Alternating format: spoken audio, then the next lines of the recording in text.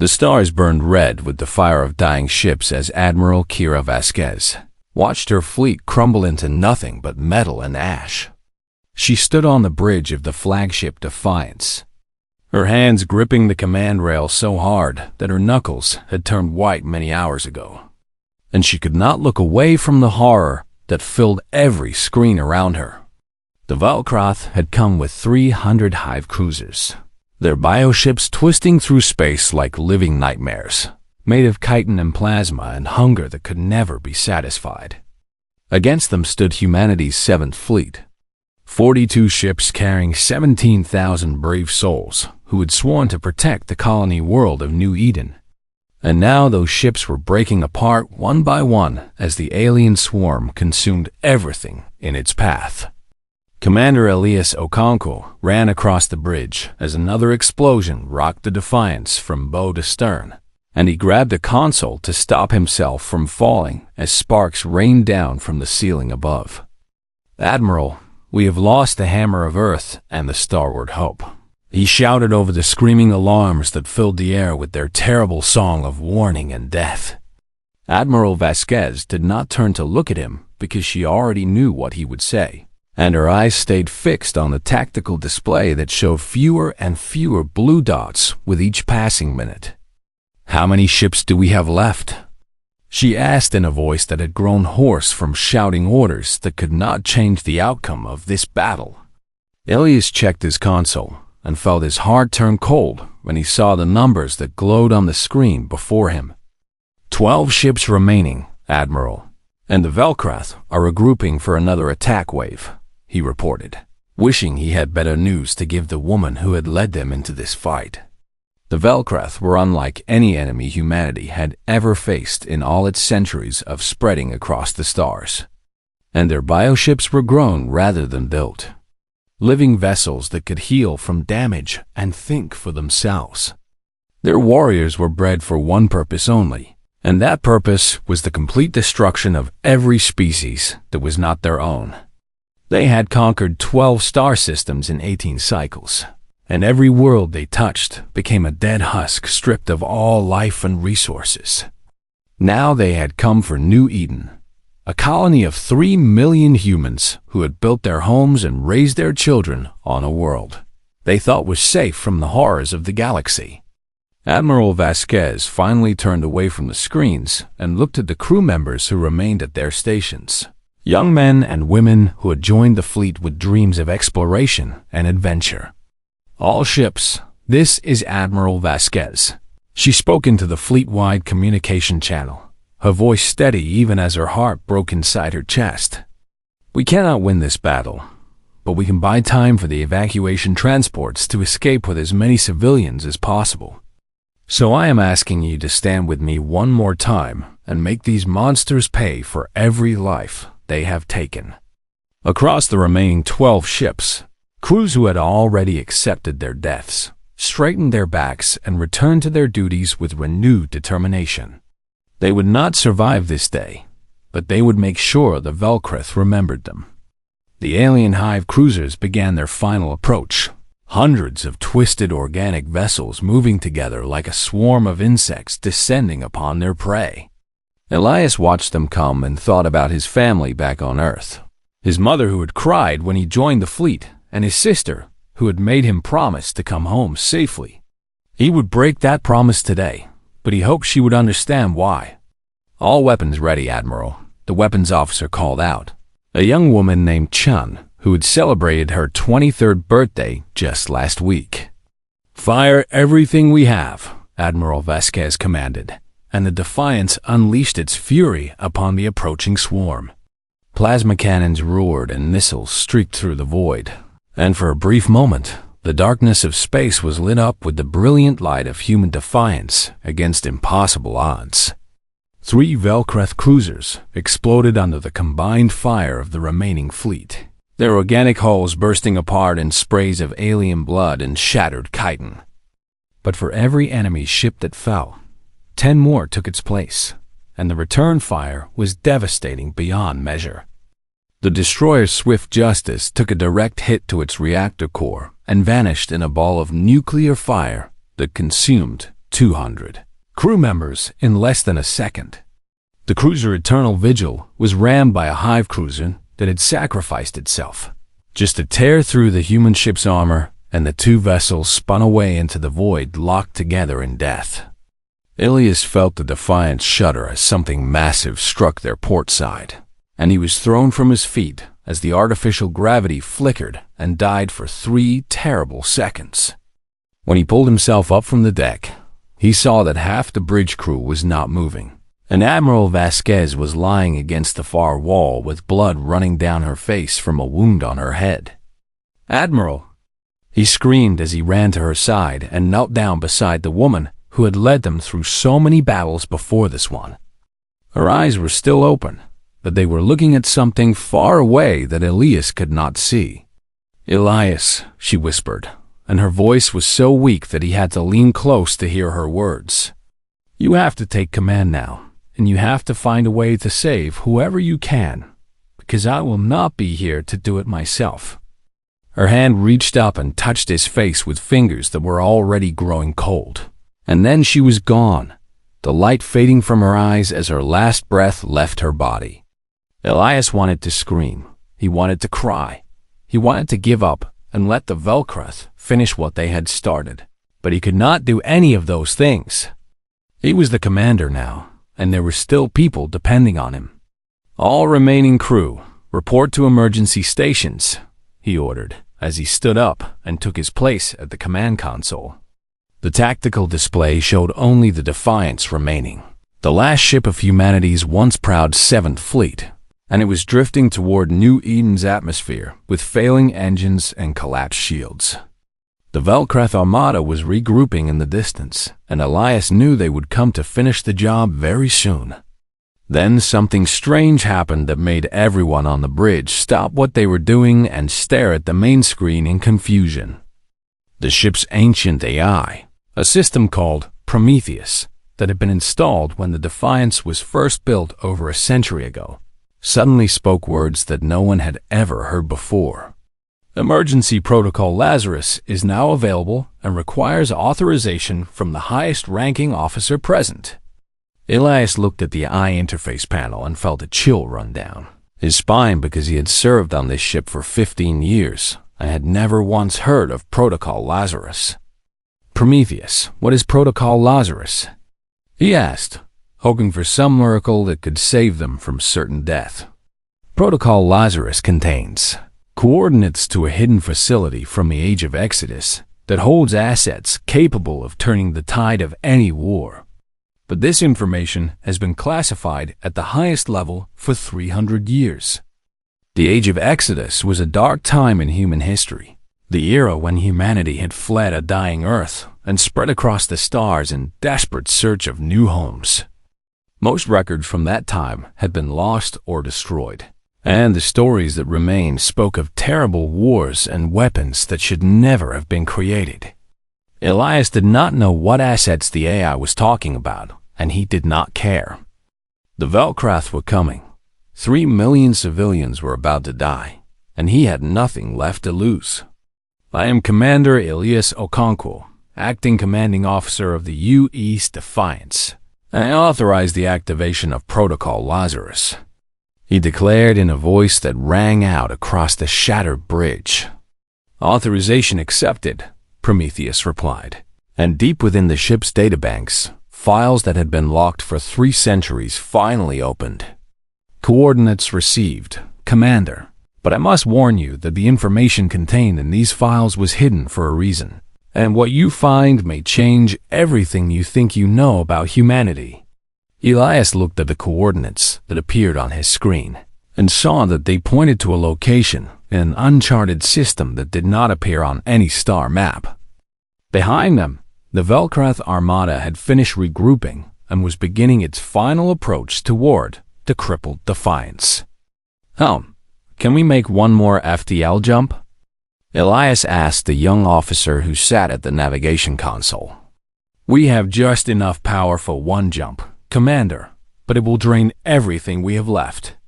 Elias made his decision in that moment, choosing to trust a mystery over the certainty of death. "Do it," he ordered, and the Defiance screamed into fold space as the Volkreth weapons fire passed through the empty space, where the ship had been just a moment before. They did not know what they would find at those ancient coordinates, but anything was better than dying here without hope. The last human ship vanished into the void, leaving behind the wreckage of a fleet and the promise that somehow, somewhere, humanity would find a way to fight back. The Defiance emerged from fold space with a violent shudder that sent crew members crashing into walls and consoles throughout the battered ship. Commander Elias Okonkwo gripped his chair as the emergency lights flickered and the sound of groaning metal filled the air around him like the cries of a dying beast. "Where are we?" he demanded as soon as the ship stopped shaking and he could hear his own voice again. The navigation officer, a young man named Torres, who had blood running down from a cut on his forehead, checked his instruments with trembling hands. "We are in an uncharted system, Commander, approximately 47 light years from New Eden, and I am detecting a gas giant with 13 moons directly ahead of us." Elias looked at the main view screen and saw the massive planet that dominated the darkness of space before them, a swirling ball of orange and red gases that was larger than anything he had ever seen. Around it circled 30 moons of various sizes, cold and distant worlds that had never been visited by human explorers. "Prometheus, which moon are we looking for?" he asked the ancient AI that had brought them to this strange and forgotten place. "The 12th moon, Commander, designated Luna 12 in the original mission files from the Age of Exodus." The ship's sensors turned toward the 12th moon and began scanning its surface for any signs of the facility that was supposed to be hidden there. At first there was nothing but ice and rock and the empty silence of a world that had never known life. But then the scanners detected something that made everyone on the bridge lean forward in surprise. "Commander, I am reading massive structures beneath the surface of the moon," the sensor officer reported in a voice filled with wonder and disbelief. "They appear to be artificial in nature and extend for kilometers in every direction. And they are giving off faint power signatures that suggest they are still active after all these centuries."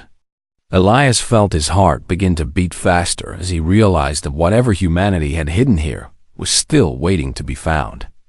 "Can we land on the surface?" he asked, knowing that the Defiance was in no condition to remain in space for much longer. "The main engines are destroyed, but we have enough maneuvering power to make a controlled descent," the helm officer responded. "Do it. Take us down to those structures." The Defiance began its slow descent toward the frozen surface of Luna 12, and as they got closer, the true scale of what was hidden beneath became clear to everyone watching. The structures were enormous, built with a technology that was both familiar and completely alien to modern human engineering. Great domes of reinforced metal rose up from beneath the ice, connected by tunnels that stretched across the landscape like the veins of some sleeping giant. "This is impossible," Torres whispered as he stared at the readings on his console. "These structures are over 800 years old, but they show no signs of decay or damage, as if someone built them to last forever." The ship touched down on a flat plain of ice near what appeared to be the main entrance to the underground complex, and Elias wasted no time in organizing a landing party. He chose 20 crew members to accompany him, including Lieutenant Yuki Tanaka, who served as the ship's chief medical officer, and Dr. Marcus Webb, who was their expert in ancient human technology. They suited up in their environmental gear and stepped out onto the surface of a moon that no human had visited in 300 years. The cold was intense even through their suits, and their boots crunched on ice that had not been disturbed since the Age of Exodus. "This way," Elias said, as he led the group toward a massive door that was set into the side of the largest dome. The door was sealed shut and covered with frost, but as they approached it, something remarkable happened that made them all stop in their tracks. Sensors built into the ancient structure detected their presence, and lights began to flicker on along the walls, casting a blue glow across the frozen landscape. The door began to open with a grinding sound of metal that had not moved in centuries, and warm air rushed out from within to meet the cold of the moon's surface. "It still works," Dr. Webb said in amazement as he watched the ancient mechanism spring to life. Whatever power source they used, it has been running continuously for 800 years without maintenance. Elias led the way inside, his hand resting on his sidearm, even though he did not know what he expected to find in this forgotten place. The interior of the complex was vast beyond anything he had imagined, with corridors that stretched away into darkness and chambers that could have held entire starships. Emergency lights activated as they walked, illuminating their path through the silent halls of a facility that time had forgotten. "Prometheus, can you interface with the systems here?" Elias asked through his communication link to the ship. "I am attempting to connect now, Commander, and I am finding that these systems use an older version of the same protocols that I was built with, so integration should be possible." They walked for what felt like hours through the empty corridors, passing rooms filled with equipment that no one recognized and computers that displayed data in formats that had not been used in centuries. Then they came to the central chamber, and what they found there changed everything they thought they knew about human history. The chamber was enormous, a circular space that rose up for hundreds of meters and extended down into the depths of the moon itself. And filling this space, arranged in perfect rows that went on as far as the eye could see, were thousands upon thousands of cryochambers. Each chamber contained a human body frozen in suspended animation, preserved perfectly despite the passage of 800 years. "By all the stars in the sky," Yuki whispered as she walked among the chambers and looked at the faces of the sleepers within. "There must be 10,000 people here, maybe more, and they are all still alive according to these readings." Elias approached one of the chambers and wiped away the frost that covered its viewing window, and what he saw made his blood run cold. The person inside was a woman who appeared to be in her 30s, with short dark hair and a face that seemed peaceful in sleep. But there was something wrong about her, something that made Elias step back even though he could not immediately say what it was. "Dr. Webb, what are these markings on her skin?" he asked as he noticed the strange patterns that covered the woman's arms and neck. The doctor came over and examined the sleeper through the glass, and his face grew pale as he recognized what he was looking at. "These are not tattoos or decorations, Commander. These are subcutaneous implants and genetic modification markers that I have only seen in old textbooks about forbidden military projects." He pulled up more data on his portable scanner, and his hands began to shake as he read what the ancient files had to say. "Commander, these people are not ordinary humans. They are Archons." The word meant nothing to Elias, but the way Dr. Webb said it told him that it should mean something terrible. "Explain," he ordered, needing to understand what humanity had hidden away on this frozen moon. The Archons were super soldiers created during Earth's final war, the conflict that nearly destroyed our species before we fled to the stars, the doctor explained in a voice that trembled with fear and awe. They were genetically enhanced in ways that modern science cannot replicate, with bones reinforced by carbon lattice, muscles that are 3 times denser than normal human tissue, and neural pathways restructured for combat processing speeds that make ordinary humans seem like they are moving in slow motion. Yuki had been examining the medical data from the cryochambers, and what she found made her face turn white. "These readings are impossible," she said. "Their cells show almost no aging at all. Their immune systems are enhanced to fight off diseases that do not even exist anymore. And their brains have been modified to eliminate fear and hesitation in combat situations."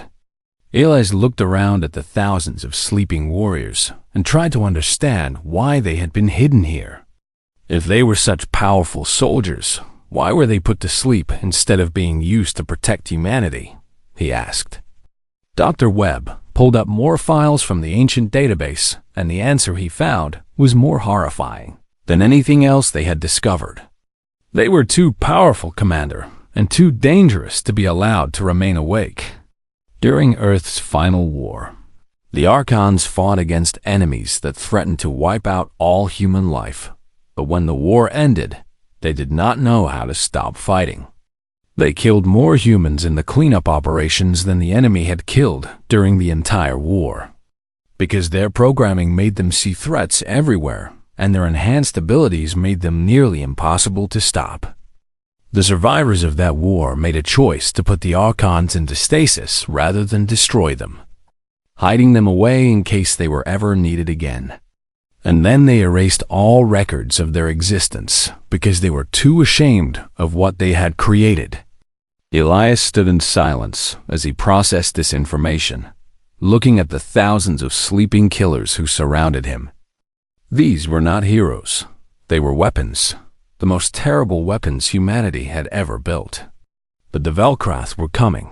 3 million civilians were waiting to die on New Eden, and humanity's fleet had been reduced to a single crippled ship. Prometheus, he spoke into his communicator. Can you wake them up? I can initiate the revival sequence, Commander. But I must warn you that these individuals were placed in stasis for very good reasons. And there is no guarantee that they will be Willy Asterisk, the first chamber to complete its revival.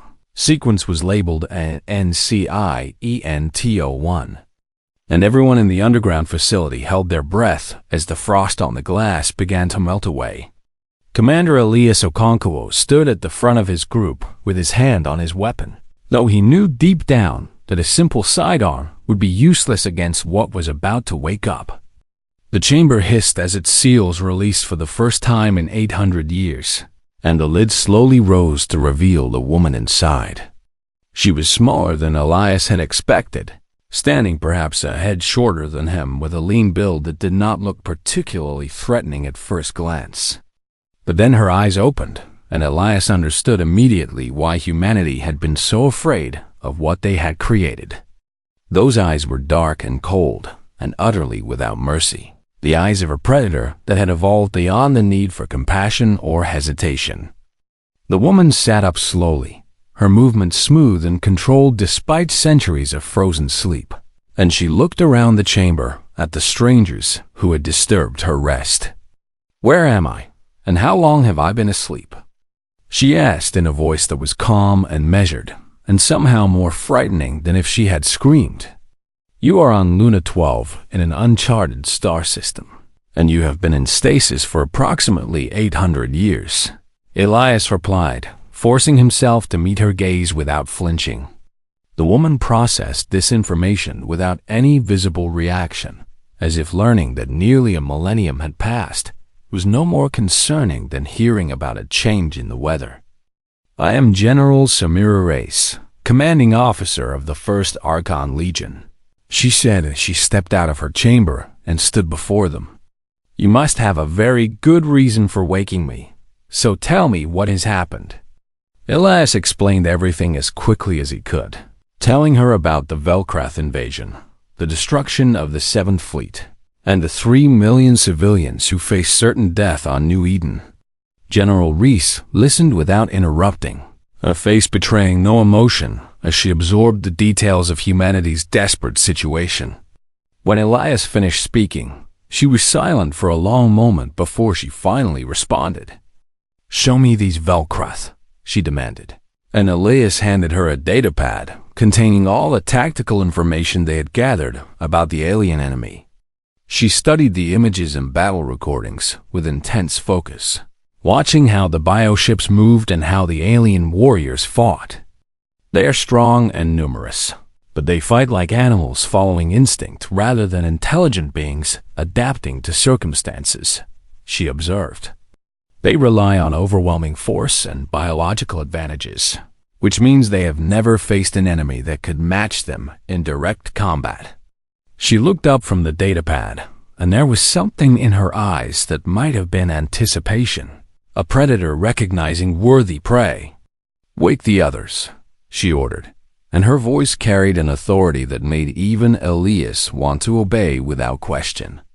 Over the next several hours, more cryo chambers opened and more Archons joined their general in the vast underground facility. Lieutenant Yuki Tanaka moved among them with her medical scanner, documenting their condition and marveling at what human science had once been capable of creating.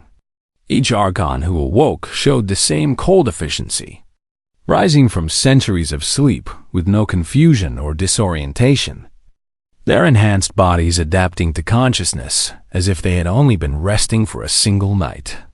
They ranged in age from apparent youth to middle years, but Yuki knew from the files that even the youngest of them was over 800 years old.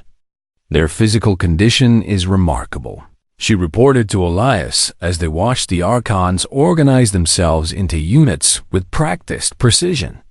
Their muscle density is exactly as the records described, at least 3 times that of a normal human. And their bone structure has been reinforced with materials that should not be possible to integrate with living tissue. But it is their neural modifications that truly frighten me, Commander. The fear response has been almost completely suppressed, along with the hesitation circuits that normally prevent humans from acting in dangerous situations. They can process combat information faster than our most advanced computers, and their pain tolerance has been enhanced to the point where they can continue fighting through injuries that would kill ordinary humans. Elias watched as a male Archon demonstrated his abilities by bending a metal bar with his bare hands, the reinforced steel folding like paper in his grip. "They are not human anymore," Yuki whispered, and there was both horror and wonder in her voice. "They were built to be weapons, and weapons have no place for the weaknesses that make us who we are." General Reyes approached them with several other high-ranking Archons, and her presence made even the experienced commander feel like a child standing before giants. "We have assessed our forces and our equipment," she reported in her cold, precise manner. 3,000 Archons have been successfully revived, with another 7,000 remaining in stasis reserves. The warships stored in the secondary facility are outdated but functional, and we can have a fleet of 40 vessels ready for combat within 12 hours. Elias felt hope surge in his chest for the first time since the battle had begun. "That is enough to fight the Velkrath?" he asked, hardly daring to believe it. "That is enough to destroy them," General Reyes corrected, and the certainty in her voice left no room for doubt. But even as hope grew, Elias could not shake the unease that settled in his stomach whenever he looked at these ancient warriors. They moved with mechanical precision, spoke with cold efficiency, and showed no sign of the warmth or compassion that defined ordinary human interaction. When 2 Archons disagreed about a tactical matter, they resolved it through brief combat that left one of them with a broken arm, and neither showed any concern about the injury. When a young crew member from the Defiance accidentally got in the way of an Archon patrol, he was shoved aside with enough force to send him crashing into a wall 10 meters away. These were not soldiers as Elias understood them. They were something else entirely, and he began to understand why their creators had chosen to hide them rather than celebrate them. Dr. Webb had continued his research into the historical files, and what he found painted an even darker picture of the Archon's past. During Earth's final war, they were deployed against an enemy called the Synthesis, a machine intelligence that had decided humanity was a threat to efficient existence. He explained to Elias in a quiet corner of the facility. The Archons were humanity's answer, living weapons that could match the machines in speed and precision while retaining the creativity and adaptability of organic minds. They won the war, Commander. They destroyed the Synthesis completely, but what happened afterward is what led to their imprisonment here. When the war ended, the Archons could not stop fighting because fighting was all they knew. They identified new threats among the human population. Collaborators who had worked with the machines.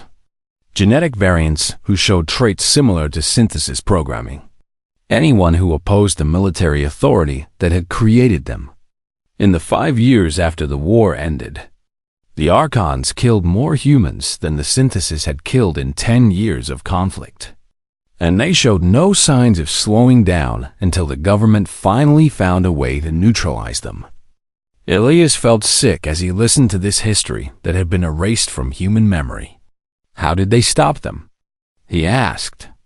They did not fight them, because that would have been impossible, Dr. Webb replied. Instead, they appealed to the one thing the Archons were programmed to value above all else, the survival of humanity as a species. They showed them evidence that their actions were causing more harm than the enemies they fought, that they had become the very threat they were designed to prevent. The Archons agreed to enter stasis voluntarily, accepting that they were too dangerous to exist in peacetime, and they have been sleeping here ever since, waiting for a day when humanity faced a threat terrible enough to justify their awakening. Elias looked across the facility at General Race, who was overseeing the preparation of the ancient warships with the same cold efficiency she brought to everything. She must have killed thousands of innocent people after the war ended, following programming that saw enemies everywhere. She must have terrified the very people she was created to protect. And now he had woken her up again, along with thousands of others just like her, because humanity faced a threat terrible enough to justify it. He walked over to where the general stood and looked at her with new understanding of what she represented. General Race, do you remember what happened after Earth's final war? He asked carefully. She turned to look at him with those cold, dark eyes, and for just a moment he thought he saw something flicker in their depths, something that might have been pain. I remember everything, Commander, she replied. I remember every enemy I killed during the war, and I remember every human I killed afterward, because my programming told me they were threats. I remember the faces of children who looked at me with fear because they understood what I was even when the adults refused to see it. I remember choosing to sleep because it was the only way I could stop hurting the people I was. The Velkrath Hive Admiral floated in the command pool of his flagship, his massive body surrounded by the bio-neural fluid that connected him to every ship in the Armada. He had conquered 12 star systems and consumed billions of inferior life forms. And now the last human colony in this sector lay defenseless before him. The human fleet had been destroyed, their pathetic warships broken into floating debris that his harvesters were already collecting for biological recycling. One ship had escaped through some primitive faster-than-light drive, but it did not matter because there was nowhere in the galaxy where it could find help. The colony world called New Eden hung before him like a ripe fruit waiting to be plucked, its 3 million inhabitants going about their lives without knowing that death was coming for them all. Begin the descent, he commanded through the hive link, and 200 ships started moving toward the planet's atmosphere. The humans had ground defenses, primitive weapons that fired projectiles and energy beams, but they would be swept aside like dust before a storm. Then something happened that the Hive Admiral had never experienced in all his centuries of conquest, something that made him pause in confusion.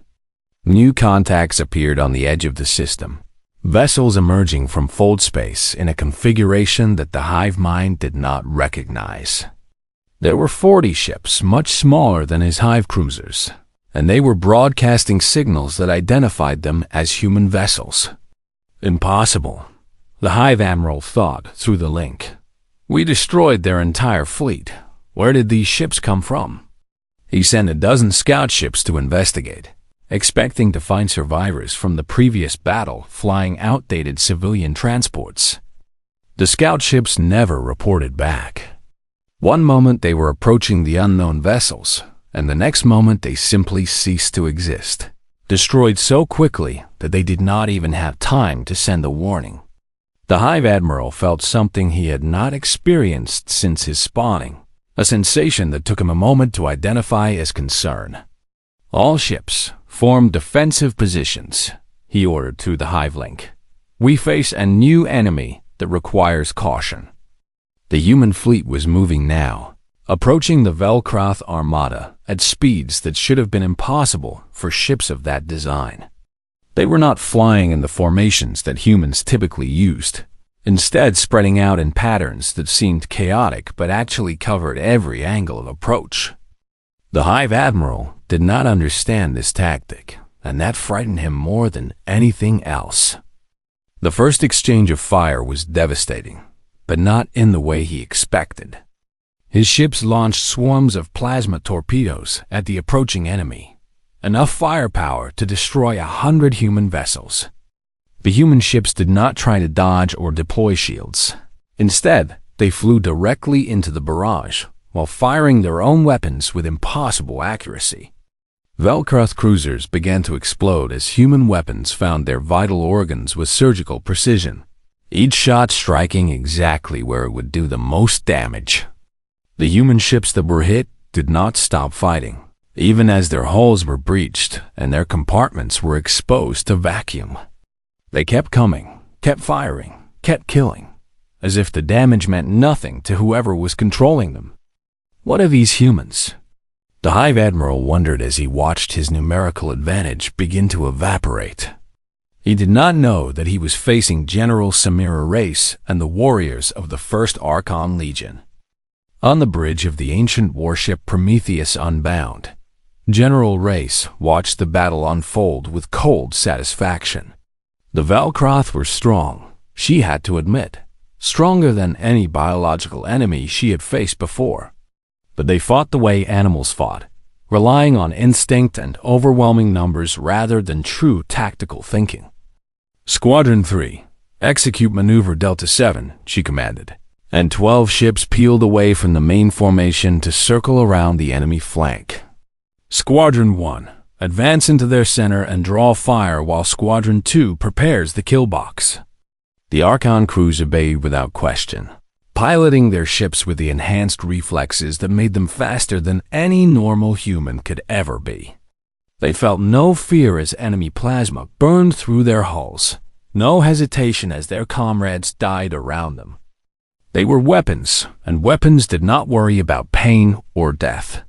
The Velcroth Hive Admiral tried to adapt, pulling his ships back to consolidate his defenses, but the humans anticipated every move he made.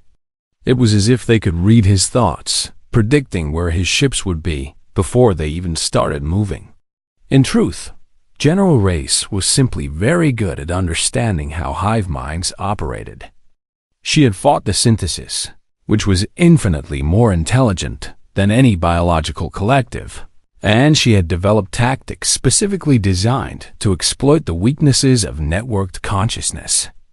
They think as one, which means they react as one, she had explained to Commander Elias before the battle began. If we can confuse or overwhelm their central command, the individual units will not know how to respond. Now she put that knowledge into practice, directing her ships to strike at the Hive Admiral's flagship from multiple directions at once.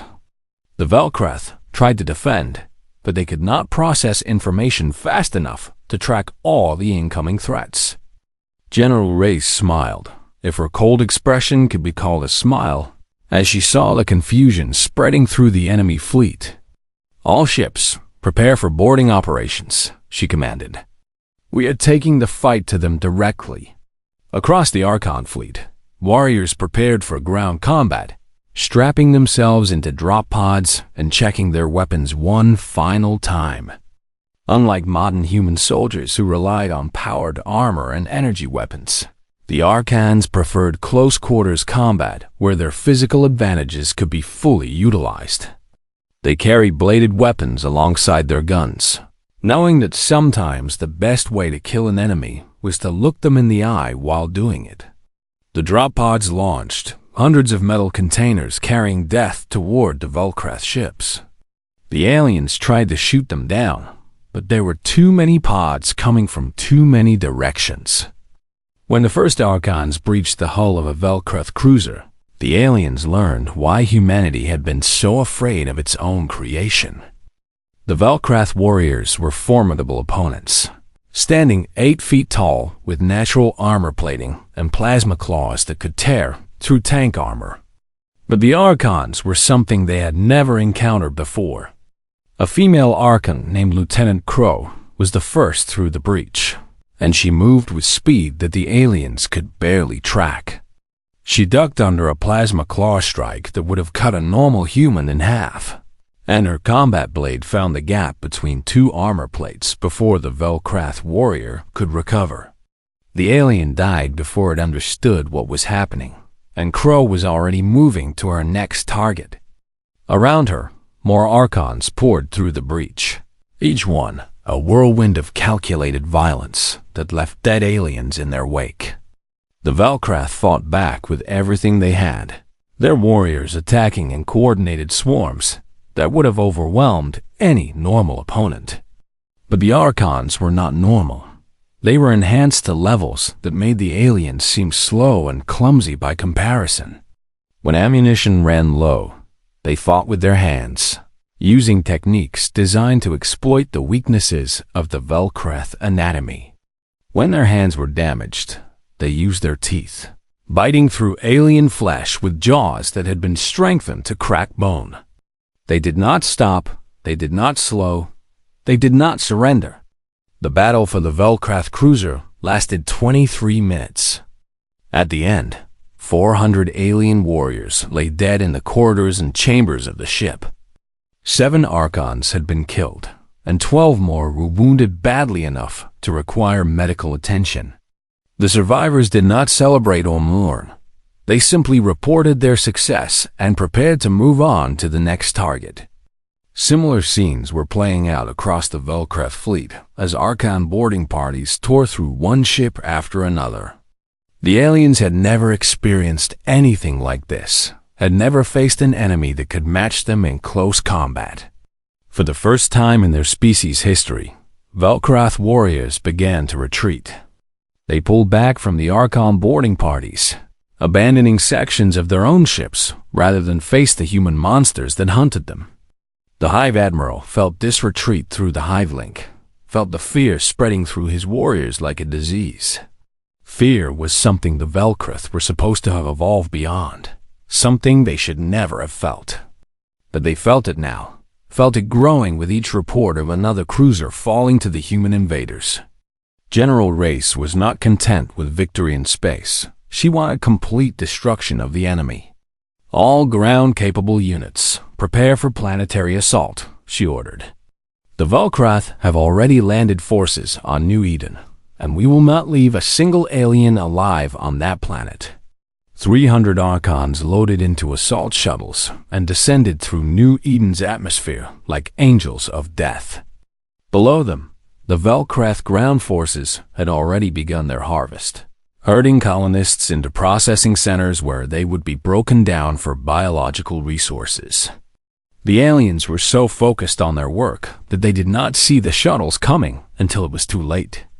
The Archons landed in the middle of the largest Velcrath encampment and began killing everything that was not human.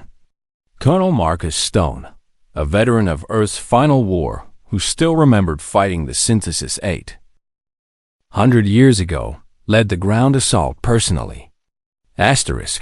The dawn came slowly over New Eden, painting the sky in shades of pink and gold that seemed almost cruel after the darkness of the night before.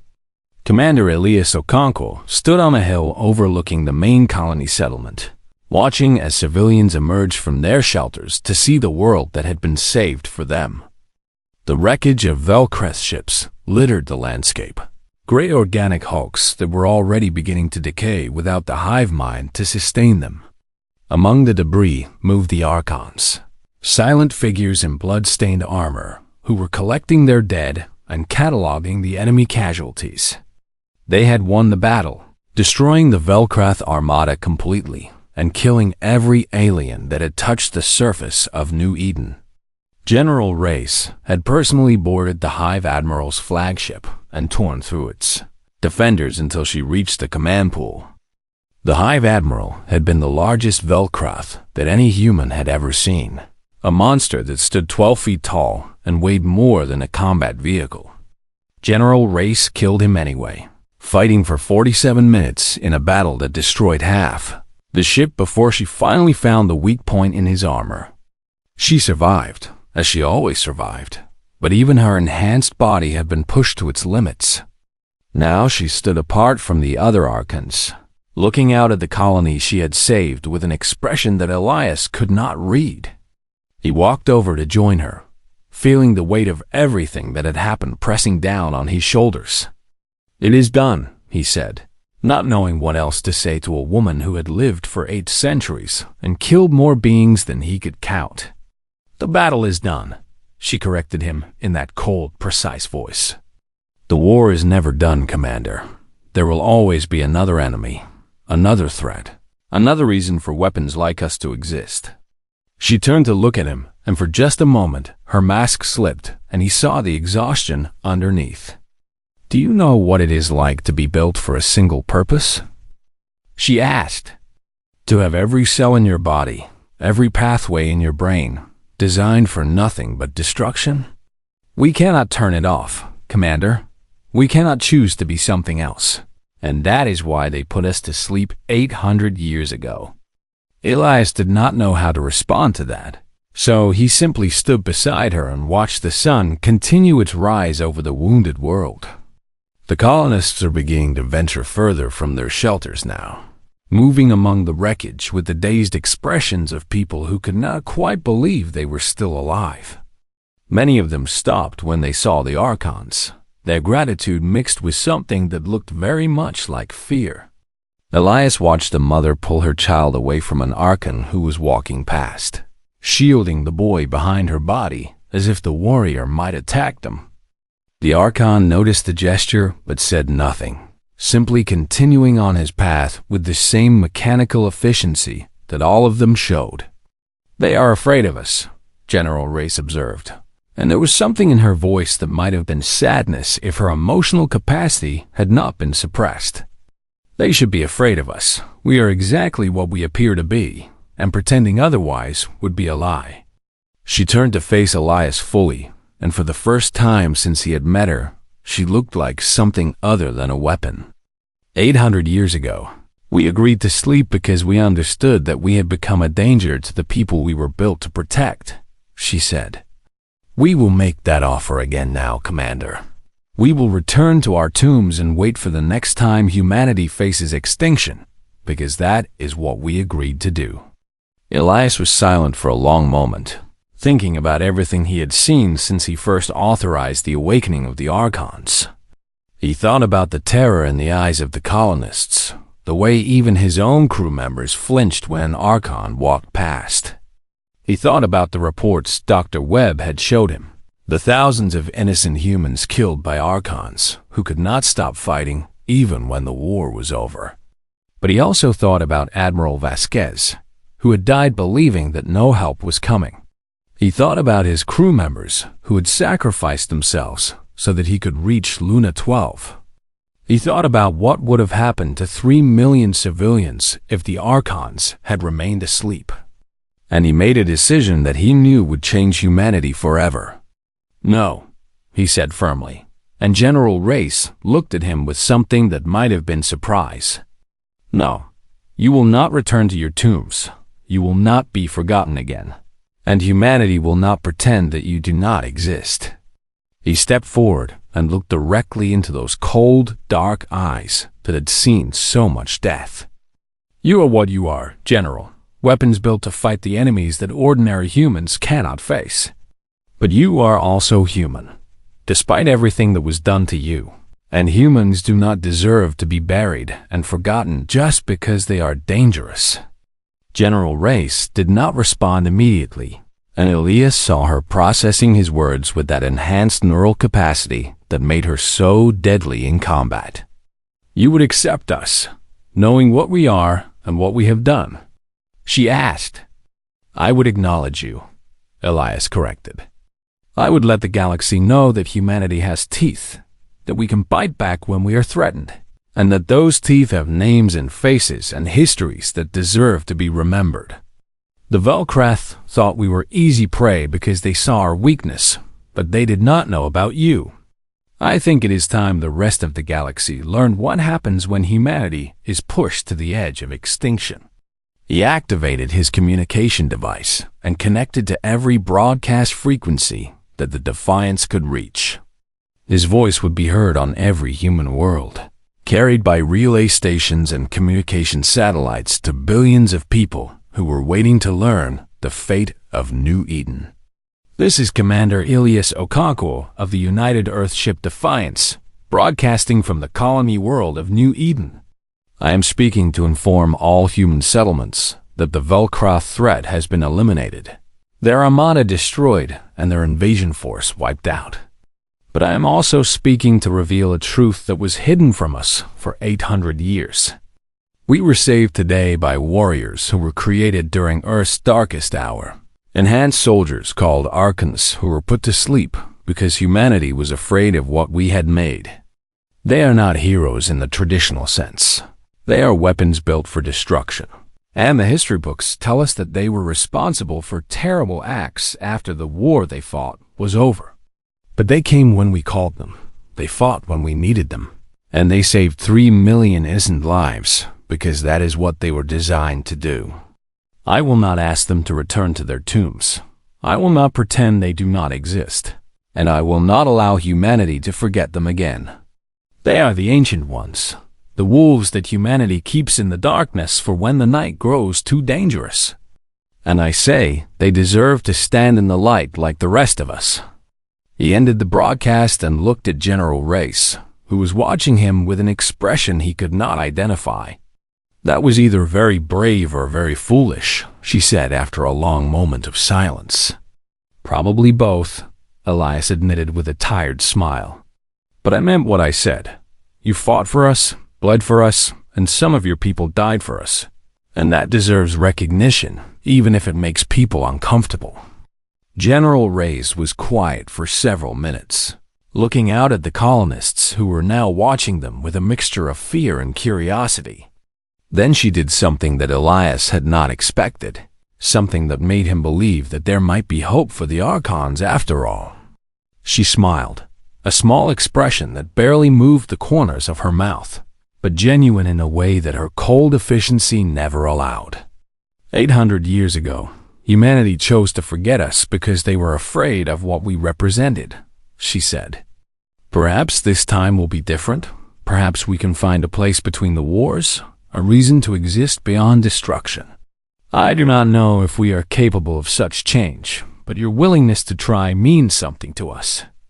The other Archons had gathered around them now, 3,000 warriors who had followed General Reyes out of the darkness and into battle. They stood in formation, silent and still, waiting for orders that would determine their future. General Reyes turned to face them, and her voice carried across the morning air with the authority of 800 years of command. The battle is over, but our service continues, she declared. We will not return to sleep. We will not hide from humanity, and we will find a new purpose in this age that we have awakened to. We are Archons. We were made to protect humanity against threats that ordinary people cannot face, and we will continue that mission for as long as we exist. She turned back to Elias and extended her hand in the gesture of alliance that humans had used for thousands of years.